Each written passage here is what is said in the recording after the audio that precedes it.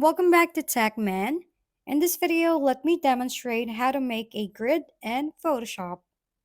Now open a new canvas, then click the file, and give the weight at a height of 10 inches.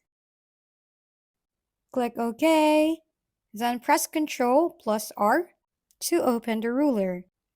Place the ruler horizontally in the center of the canvas since the size of the canvas is 10 by 10 inches.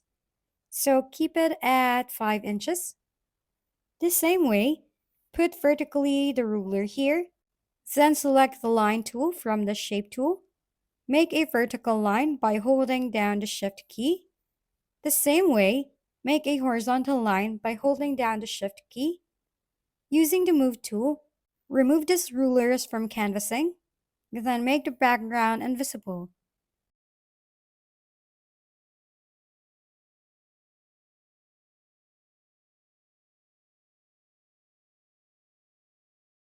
Now hover over on Edit and select Define Pattern.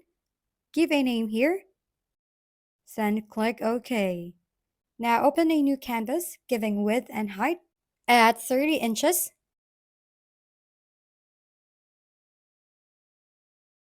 Then click OK.